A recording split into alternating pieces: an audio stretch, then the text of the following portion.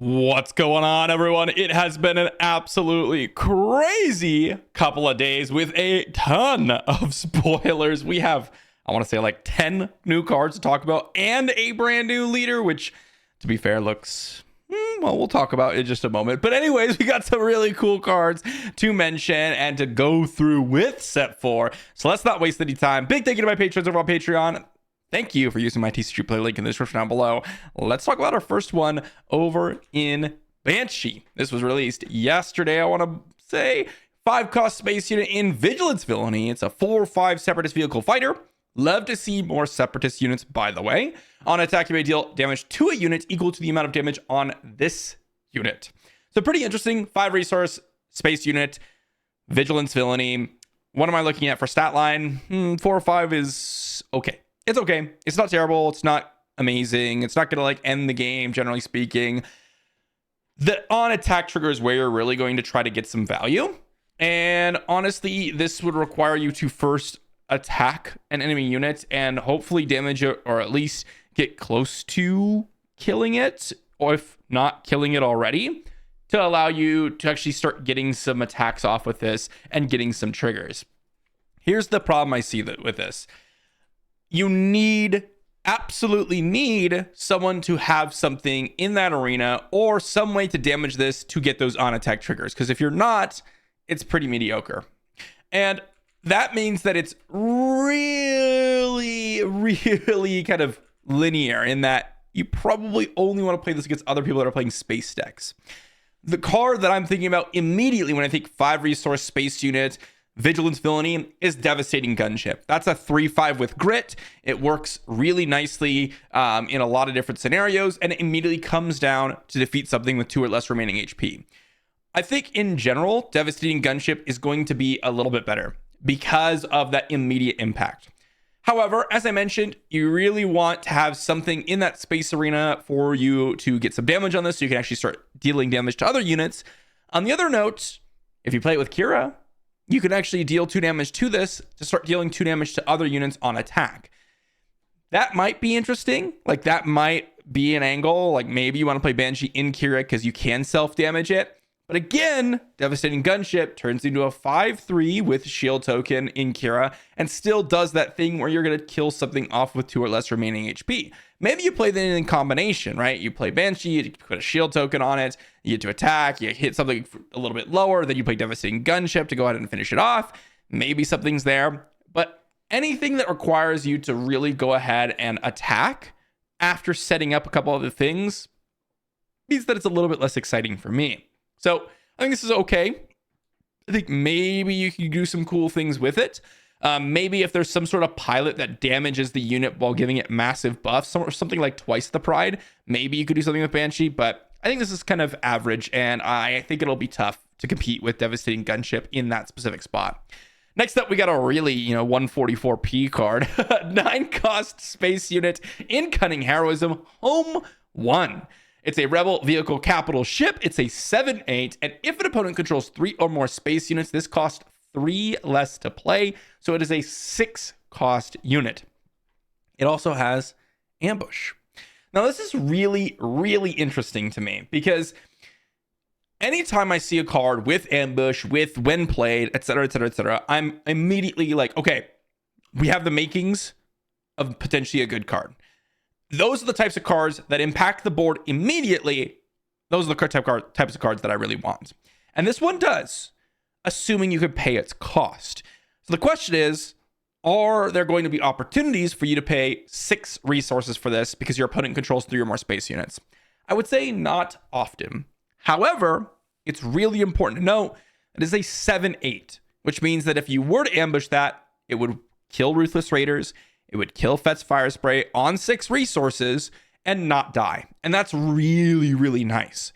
So in those matchups where your opponents are playing like Django Red, for example, I could absolutely see somebody be playing 3 space units. And for you to immediately one-shot their biggest space unit, well, that's going to be pretty nice. On the other hand, if they have 3 space units out on 6 resources, they've probably already attacked you a good amount and they're probably in a winning spot. So I'm actually not 100% sure if this is going to see a ton of play. the other question I would have is, are tokens going to be extremely popular in space? Because if they are, we could see, the clone trooper, or not the clone trooper, the X-Wing, that's basically a clone trooper, and the TIE fighter, that's basically a battle droid, maybe come out, and that would make this more likely to be played on 6 resources without being pressured a ton, because those are smaller units. It really, really depends. Not to mention, if you're playing Cunning Heroism, the decks that I'm thinking of playing like a 6 resource play anyways would be like Han Yellow. Does Han Yellow want to be playing this? Probably not. You could maybe play like 1 or 2 copies. It's just at an awkward part of the curve. It's not a 7 resource play. It's not really a thing that you can go ahead and just play and win the game with oftentimes as easily as something like Enfys Nest or Han Solo. I would have really liked to see this unit cost 1 less to play for each space unit your opponent controls. It would have done the same thing in terms of 3 less to play, but it also would have given you that option to, okay, if they have 2 space units, then you can pay 7 for it, which actually does give it a little bit more dynamic in Han Solo decks. But right now, I think it could see some play, especially since it does dwarf the Fet's Fire Sprays, the Ruthless Raiders, but I'm not really sure if there's going to be that many decks that are going to want something like this.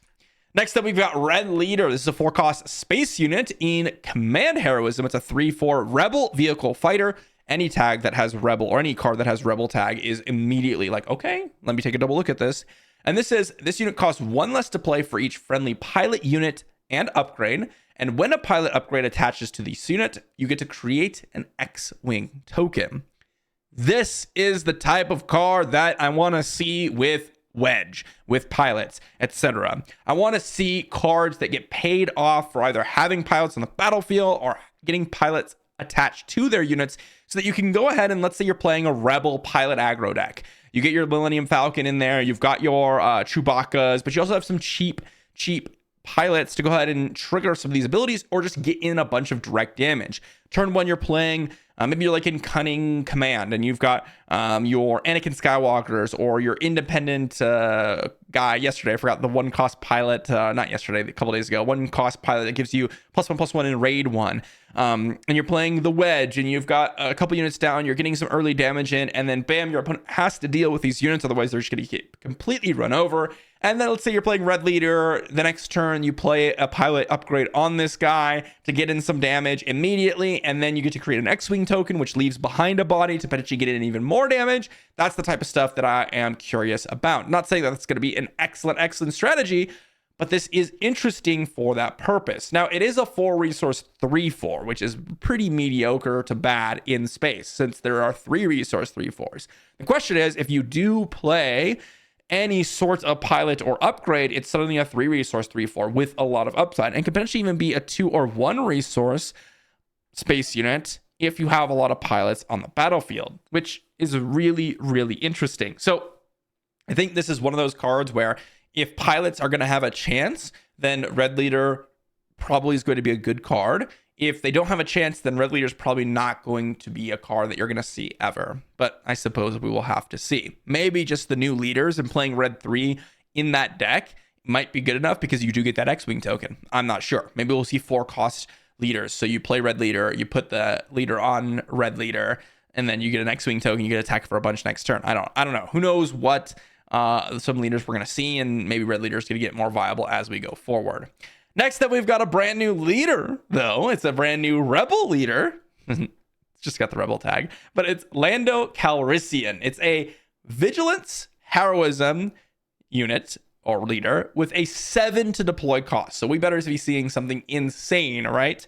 We have an action to pay 1 and exhaust to play a unit from your hand. You have to pay its cost.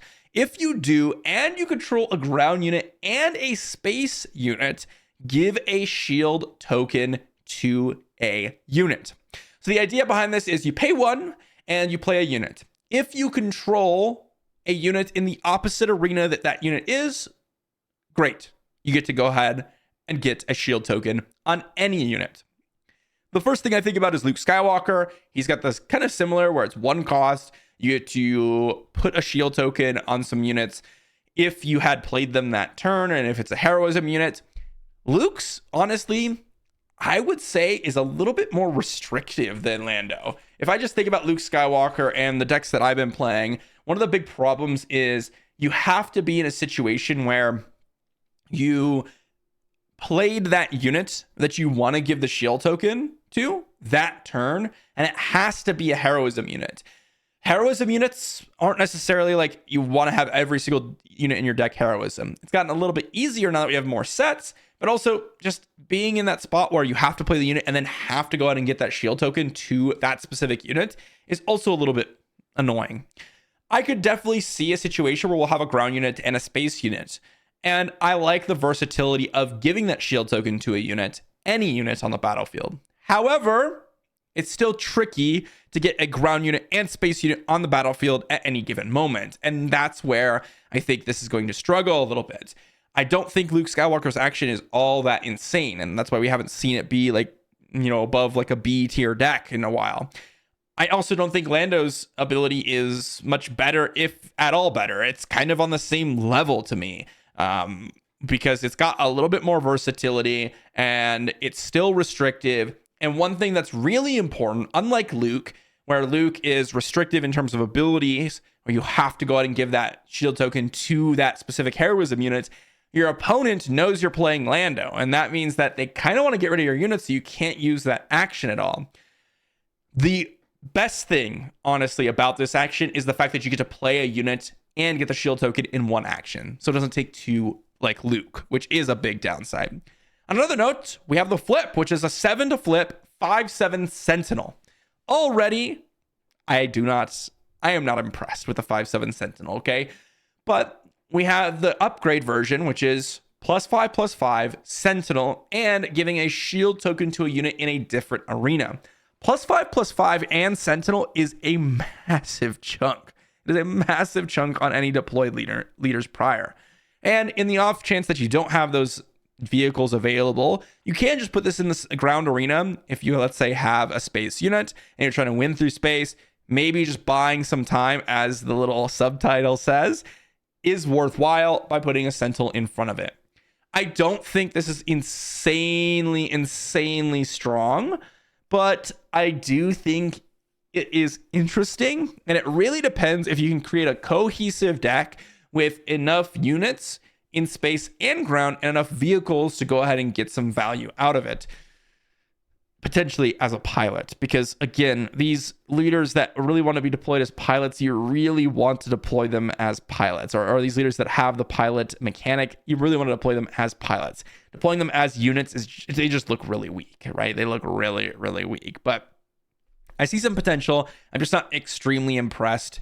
And it really depends, again, on the strength of some of the space versus ground units in a lot of these decks, right? I can definitely see if we got some new 1 to 2 resource vigilance heroism, potentially command heroism, because those are usually the combination of aspects that you're playing when you're playing vigilance heroism, in a deck where you have better 1 and 2 resource plays in space. You get to play one of those, and then because it's not going to die, you play a ground unit like Yoda or whatever, or even another 2 resource play. You get to play the action and get a shield token to something. Shield tokens can be pretty obnoxious, so maybe something there.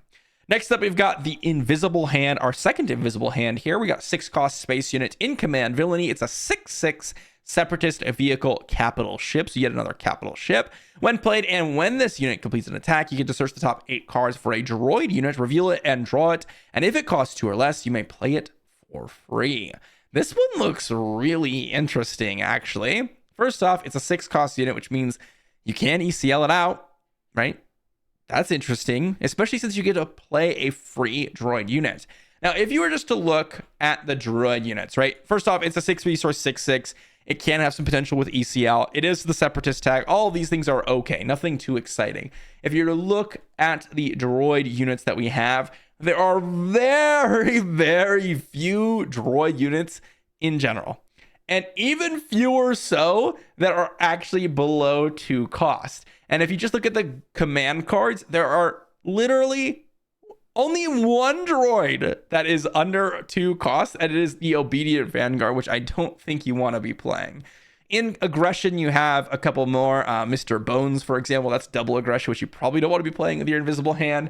I think cunning is probably the only situation where this playing 2 cost or less is actually pretty good. And the reason I say that is, well, for one, you could do Viper Prodroid, which any Zek can do in Villainy, but you also get access to the Separatist Commando and also the B1 security team. And Separatist Commando can be nice as a 2-3 that ends up being a 4-3 because on attacks, because of the Separatist unit in space.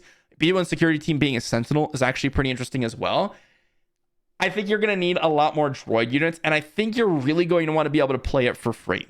Drawing a droid card, sure, there are some droid cards that are okay, right? There isn't really that many droids in the meta in general, but there are ones that are decent, especially like Droid Commando. If you pick that one up off top of your deck, you get to go out and ambush something on the following turn, assuming you've already spent all your resources on Invisible Hand, so that's pretty nice. But I'm curious to see if we're going to see more droid units to actually trigger the fact that you could play it for free.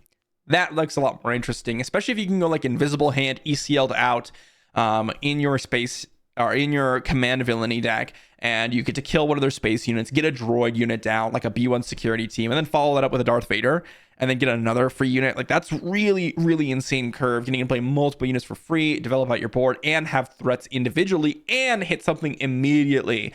Because also, remember, this Invisible Hand, if you do ECL it out, you'll get 2 triggers from it. So you can potentially get like Separatist Commando, B1 security team, which is pretty nice. So that is something to consider. I think there is some options for Invisible Hand.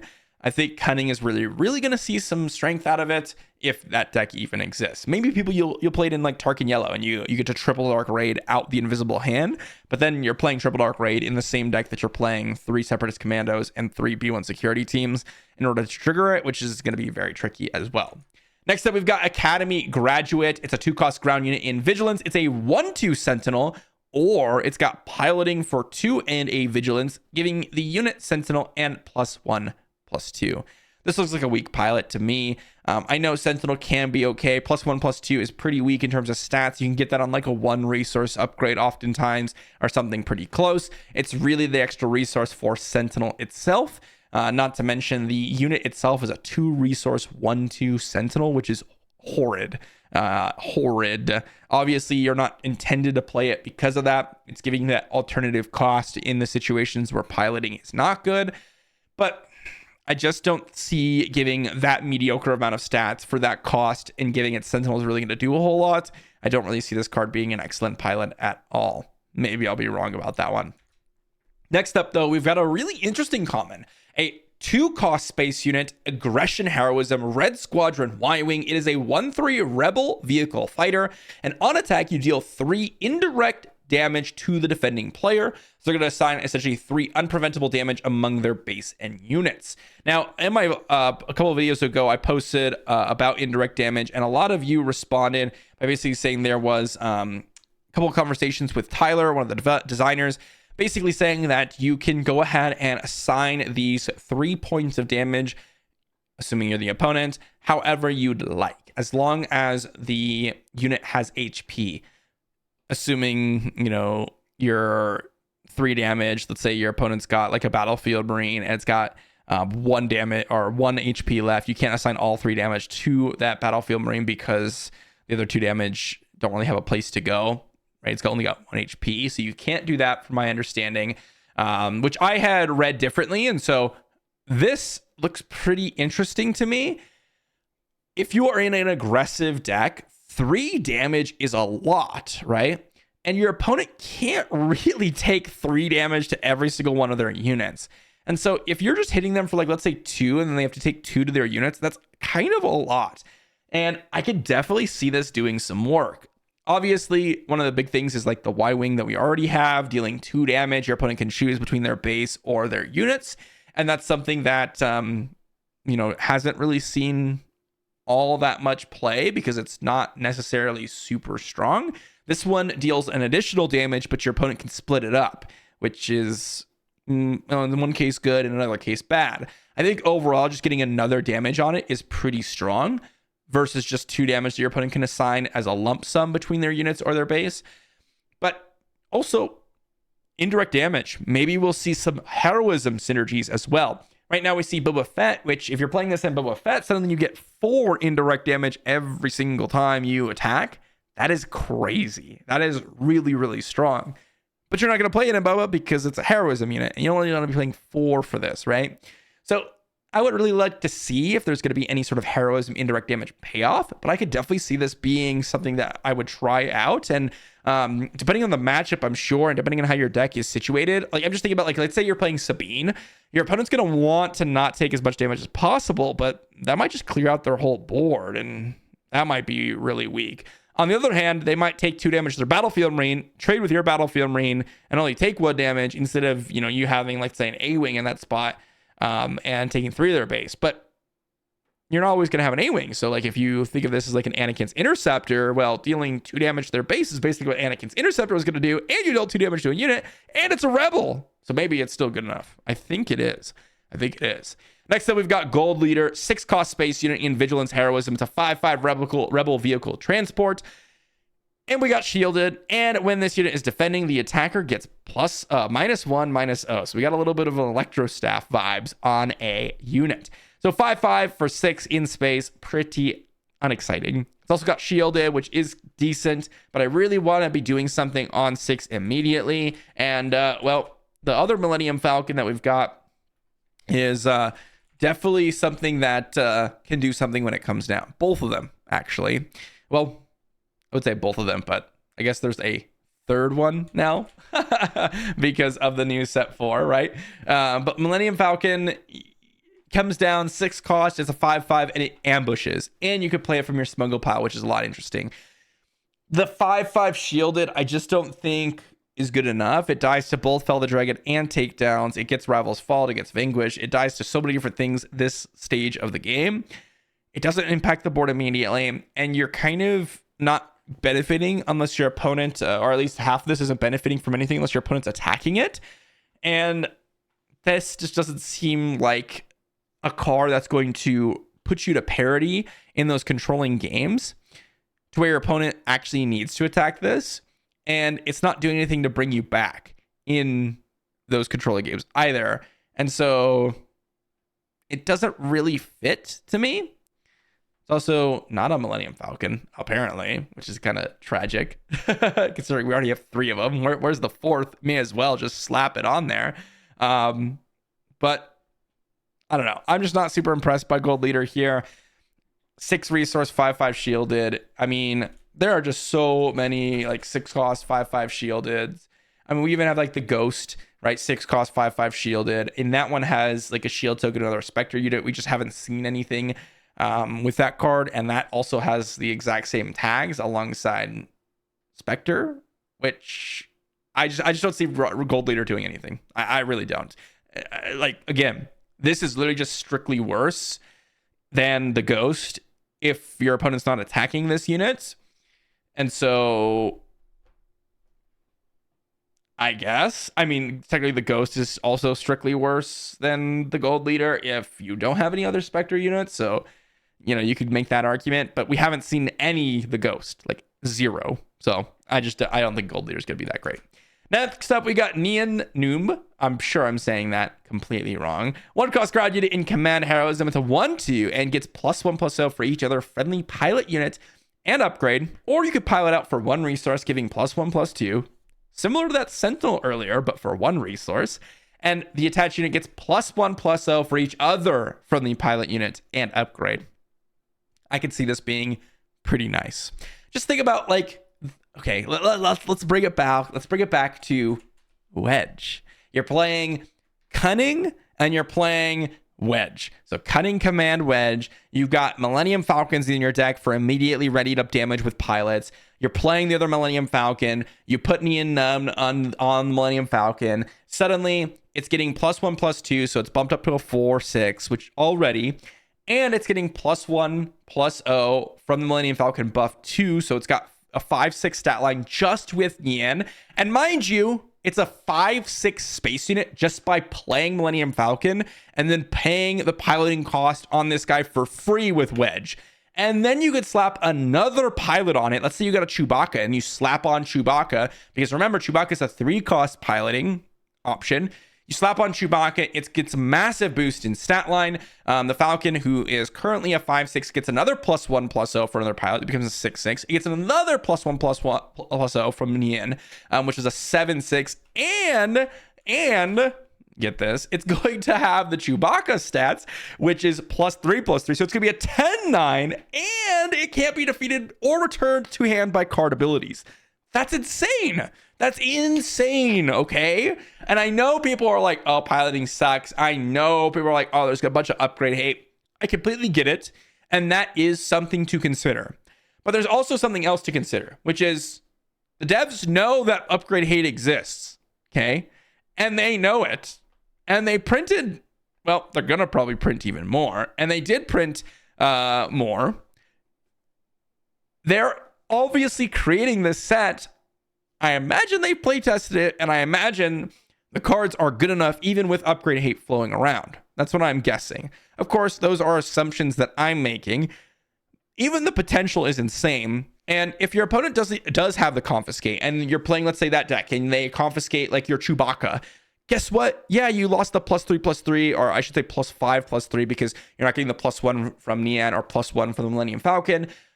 You can also just play another pilot onto your Millennium Falcon and still attack for insane amounts, or you can just attack because it's still an insane unit that your opponent must deal with. And that's assuming that you're not playing like aggressions to go ahead and kill 2 upgrades and hit your units. Those are the types of cards where I do think are going to be extremely impactful. But single-use cards like Confiscate, for example, I don't think are going to be as impactful as people think, because if you're using like your piloting and stuff for 1 to 3 resources and they go Confiscate, sure, you defeated it, maybe you got a resource advantage a little bit, but you probably already got in some damage with that unit, and that's going to be pretty impactful as well. And that's going to bring us to the end of our spoilers today. I know pilots are a lot of people are a little bit skeptical of these. I think oftentimes when people are looking at pilots, they're looking at them as in like, oh, they're just going to die, or they're just going to do this, or we're not going to be able to combo off and do these things like you're saying. I don't necessarily it's that crazy, especially in like the decks with Millennium Falcons. The old one, the original one, is readied up immediately, and I consider these pilots almost like bursts of damage and basically making your opponent deal with that unit, because not only are you getting in that damage, almost like a breaking in or a surprise strike, assuming you've timed your pilots well, but now your opponent has to deal with it. Otherwise, you're basically breaking in / surprise striking them every single turn, and that gets oppressive really quickly. Especially since most aggro decks cannot dump every single card in their hand in most games. And so having a card like Wedge, for example, not that Wedge is going to be the best piloting leader, or that you even need to go full in on piloting, but having resource cost reductions, or even having these cheap 1-cost units. Let's say you're playing Sabine and you have like Wing Leader and you have A-Wing and you've already Wing Leadered up your A-Wing and your A-Wing's big, your opponent has to deal with it, but then you slap on like a Chewbacca on your Wing Leader, suddenly that's a 5/4 that can't be returned to hand and can't be killed by removal options. That is crazy too. I think there are a lot more options here and things that can get really strong. Not to mention, if you just think about that type of curve where you go, okay, I'm playing Sabine. It's Sabine flip turn. You know, I have Wing Leader on the previous turn. I got my A-Wing. You get to attack with A-Wing. You get to attack with your Wing Leader. You get to go ahead and attack with Sabine. And you get to go ahead and like Metal Ceremony or something, or even play like a Daring Raid after that. Like, these are the types of scenarios where I'm thinking like, again, just immediately readied up damage. We've seen how powerful Darksaber continues to be. And those are the types of scenarios where even if Darksaber gets removed, if your opponent gets a single attack in with it, it is hard to beat. It is hard to beat against a Sabine because they have enough late game viability with Wreckers, with Pose. And that's the type of thinking that I'm looking at some of these pilots with.